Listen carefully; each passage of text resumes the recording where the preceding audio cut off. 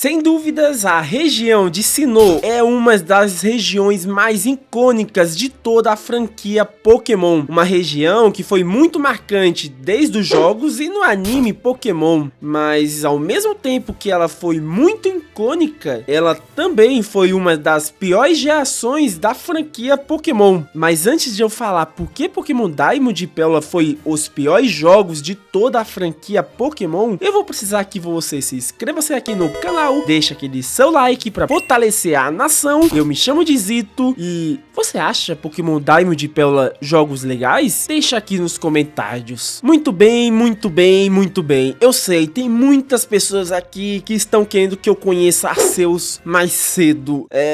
Mas calma, eu vou explicar porque eu acho Pokémon Diamond e Pérola os piores jogos da geração do DS e de toda a franquia Pokémon, ficando até mesmo, eu acredito, lado ao lado de Pokémon Scarlet e Violet, ou talvez eu esteja fumando berries. É complicado falar de Pokémon Diamond e Pérola. O pessoal tem muita nostalgia por esses jogos, mas Pokémon Diamond e Pérola, no seu lançamento, muitos jogadores pensam que foi um excelente lançamento, foi jogos incríveis já do seu começo, e não foi jogos incríveis, foi jogos muito irritantes. Hoje, talvez por causa da nostalgia e porque a nossa cabeça geralmente só guarda as coisas boas do passado e não se lembra das coisas ruins, a gente tem o costume de lembrar Pokémon Diamond e Pérola como excelentes jogos, e eles não são. Sério, e vocês vão entender por quê. Um dos primeiros pontos desses jogos ser terríveis é a questão da Pokédex. Calma, não é só por causa da Pokédex, tem outros motivos também, mas fica até o final.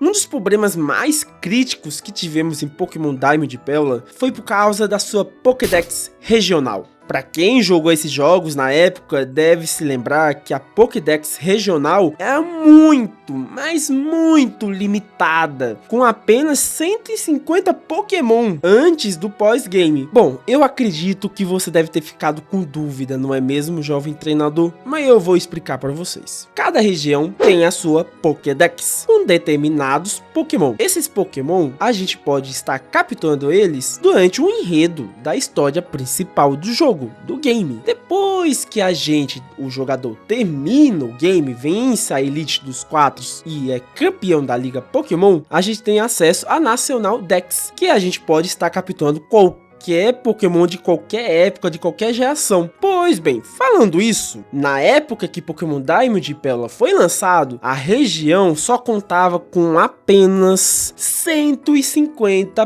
Pokémon, uma quantidade muito reduzida comparada com os outros jogos. Para você ter ideia, o quão bizarro era isso, nesses jogos havia apenas 2 Pokémon do tipo fogo antes de vencer a Liga Pokémon. Se você não escolhesse o Chinchar, meu irmão, você estava totalmente perdido, porque você não ia ter Pokémon de fogo se você não usasse as únicas opções disponíveis naquela época, que é a Ponyta e a sua evolução, a Rapidash. A gente só tinha apenas 3 Pokémon de fogo, e se você não escolhesse o Chinchar, você estava totalmente perdido. Isso também é um dos motivos que o Infernape é um dos Pokémon mais famosos da franquia Pokémon. Mas o problema desses jogos não fica só na Pokédex. Quem dera que só fosse a Pokédex, não é mesmo? Porque o outro problema, e muito gigantesco desses jogos, foi o ritmo das batalhas. Sim, se você pegar para jogar Pokémon Diamond e Pérola, você vai ficar com muito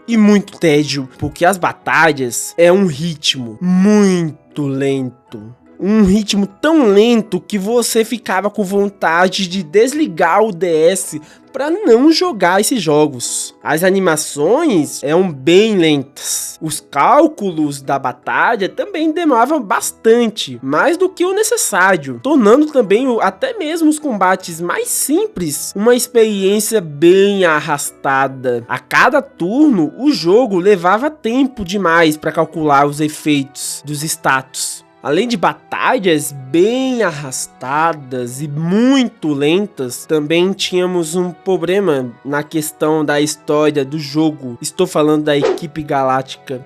Sério, se você pegar esses jogos pra jogar, você vai ver que a história dessa equipe não é tão bem desenvolvida. Sim, uma das equipes mais marcantes da franquia Pokémon, e nesses jogos foi reduzida para uma equipe bem rasa, sem uma história bem profunda e, vamos dizer, até mesmo chata. É complicado. Mas, mesmo falando tudo isso, esses jogos tiveram muitos mais outros problemas, com a questão do Wi-Fi também, por causa que a franquia tava vindo da transição do Game Boy pro DS. Então, o Wi-Fi, uma grande novidade, também estávamos com problemas de Wi-Fi. Sim, esses jogos sofreu bastante. Mas vocês devem se perguntar, mas beleza, esses jogos foram terríveis na época do seu lançamento, certo? Realmente, foram muito ruins. Foram jogos terríveis na época do seu lançamento. Mas teve um jogo, um remake, que conseguiu salvar a região de Sinnoh, que fez a região de Sinnoh se tornar a região que a gente conhece, uma região muito, mas muito bem feita. Eu estou falando, logicamente, de Pokémon Platinum. A Game Freak sempre teve o costume de lançar uma terceira versão para consertar os problemas das versões iniciais. E com Sinnoh não foi diferente. Hoje muitas pessoas criticam a prática moderna de lançar DLCs para corrigir jogos incompletos ou atualizações. Pokémon Scarlet e Violet sabe muito bem isso, e mesmo assim esses jogos não foram corrigidos. Mas ok. A Game Freak começou a usar esse método da questão do Wi-Fi para poder atualizar seus jogos ou com a DLCs. Mas naquela época que Pokémon Diamond e Pérola foi lançado, não é muito costume de lançar atualização. Acredito que nem tinha como nem atualizar os jogos. Então a Game Freak sempre lançava um terceiro jogo para poder corrigir a sua versão anterior. Quem não se lembra de Pokémon Emerald, não é mesmo? Falando de Pokémon Emerald, eu fiz até um vídeo falando sobre ele. É só você clicar nesse izinho aqui em cima que você vai ser levado pro vídeo.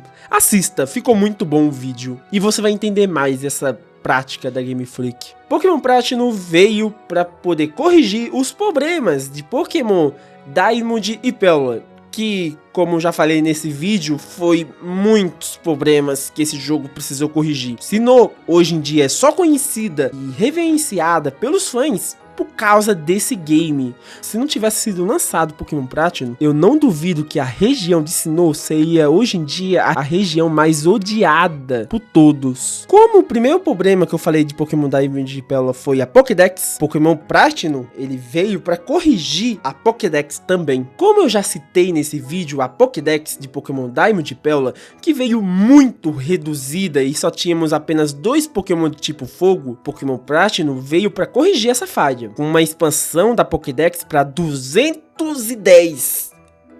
Bem grande, não é mesmo? Isso mesmo antes de você ganhar a Liga Pokémon. Pokémon Platinum também veio corrigir os problemas da velocidade que tínhamos nos jogos Pokémon Diamond e Pérola. Ele corrigiu a velocidade, as animações, os status e os danos que demorava 2 anos pra acontecer. E Pokémon Platinum veio pra corrigir totalmente isso. Pode parecer um detalhe bem pequeno, mas sério, pegue qualquer dia pra jogar Pokémon Diamond e Pérola e jogue Pokémon Platinum. Você vai ver a grande diferença em uma batalha. Outro ponto que tivemos de conserto foi na história dos vilões. Dessa vez a equipe galáctica realmente são vilões, e são vilões muito bem feitos.